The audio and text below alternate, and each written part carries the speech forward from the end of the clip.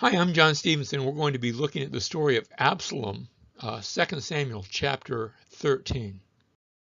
We're actually going to be introduced to several of the sons of David. We've already seen Solomon, who was born to Bathsheba, notice on the right, but he's younger during this story, so he's not going to play a part.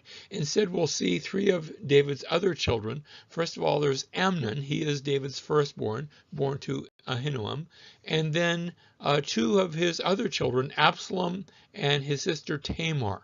And these three children will play a part in this story, a very tragic part, I should say.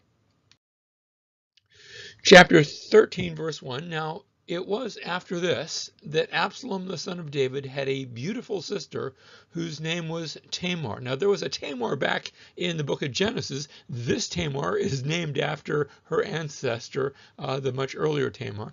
And Amnon, the son of David, loved her. These are stepbrother and sister. And he has love, although it's probably more on the order of lust, for his sister.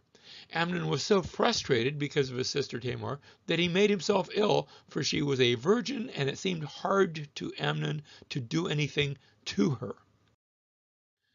However, now here's a fourth sibling, not a sibling, but a relative that comes into the story. But Amnon had a friend whose name was Jonadab, the son of Shemaiah, David's brother, and Jonadab was a very shrewd man. Actually, he was wise, but not a godly wisdom. And so we're going to see that. He was an ish chacham meod, literally a very wise man, but we're going to see it's not a godly wisdom. Chapter 13, verse 5, Jonadab then said to him, "Lie down on your bed and pretend to be ill." Here's Jonadab's plan. "When your father comes to see you, say to him, 'Please let my sister Tamar come and give me some food to eat, and let her prepare the food in my sight, that I may see it and eat from her hand.'"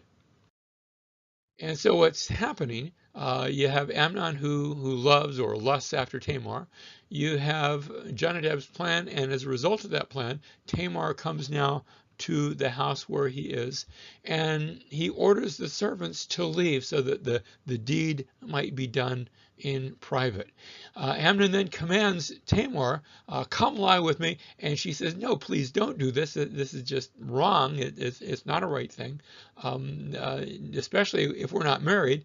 Go and ask our father. He won't withhold anything. If that's what you have to do, then that's fine, but not outside the bonds of marriage."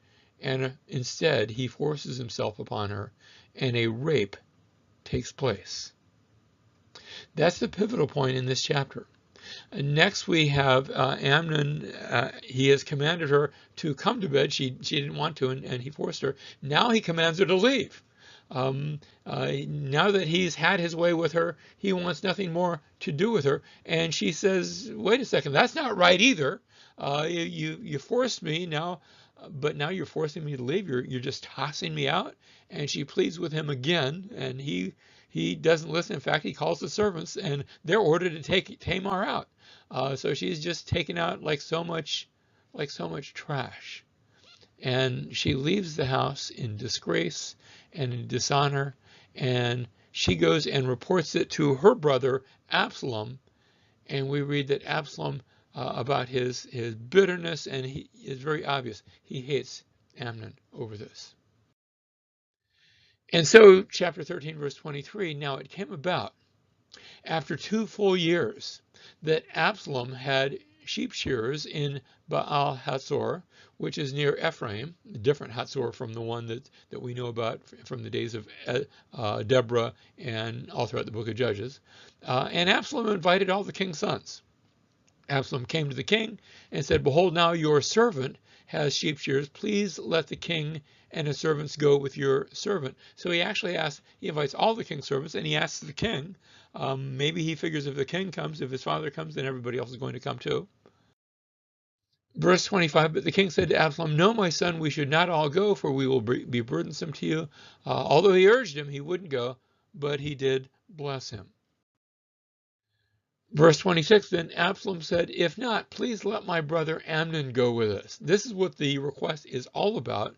This is a planned and premeditated murder that's about to take place. And the king said to him, why should he go with you? But when Absalom urged him, he let Amnon and all the king's sons go with him. And so David is unsuspecting. David is unaware, not blissfully. He's just unaware. And just, it seems like a little bit clueless over the whole situation. You see, David had sinned. We saw that in the previous chapter. He had lusted for Bathsheba, the wife of Uriah. Now we see the parallel story here where Amnon lusts for Tamar, his half-sister. In David's story, he had sent for Bathsheba and he had committed adultery with her. Now we read about how Amnon had pretended to be sick, and then he had taken and raped Tamar. In David's story, he secretly plotted to have Uriah put to death. And again, there's a plot going on where Absalom is plotting to murder his half-brother Amnon. Verse 28, Absalom commanded his servants, saying, see now, when Amnon's heart is merry with wine, and when I say to you, strike Amnon, then put him to death. Do not fear, have not I myself commanded you? Be courageous and be valiant.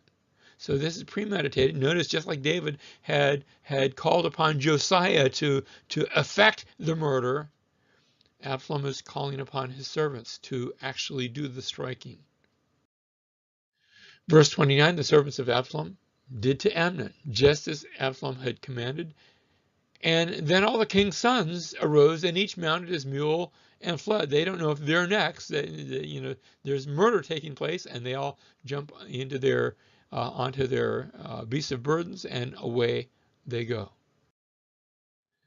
Now, again, there's a parallel here from the second part of the chapter with the first part of the chapter. In the first part of the chapter, we'd seen Amnon devising his plot. You'd had Tamar come to care for Amnon. You'd had the rape taking place. We read about Tamar's grief, her tears. She tears her garment. She is mourning over her lost virginity and over her shame. You have Absalom giving comfort to Tamar. He says, well, you can stay with me, to hide her shame. And finally, David had been angry, but David's anger hadn't actually done anything about it. And we close that section with Absalom hating his half-brother. Now we see the same thing taking place in the second part of the chapter. Again, there's a plot devised. Again, this time it's Amnon who comes to attend the sheep shearing. This time it's Amnon who is murdered. And as the story goes on, David hears about the murder. Now, it's first reported to David, all your sons have been killed. And this is just too much for him to bear. And he tears his garment. He hears the story, he tears his garments. And then it is Jonadab again who comes and says, no, they haven't all died. This is Absalom who did this against Amnon because of the rape. And he explains the situation to David to give comfort to David. And Absalom now flees. And our story ends with David in mourning. Verse 37, now Absalom fled and went to Talmai, the son of Ammihud, the king of Geshur, and David mourned for his son every day. You have the chapter ending where there's a separation, there's mourning, but there's no reconciliation. And by contrast, the better David, we have a Savior who didn't just mourn, who came and fetched us, who came and reconciled, who came and brought us back to himself. And so Absalom had fled and gone to Geshur, and there he was 3 years. Jesus came, and his ministry was 3 years, but then following that, he was 3 years in the tomb. Not 3 years, 3 days in the tomb, so that we could be reconciled to God.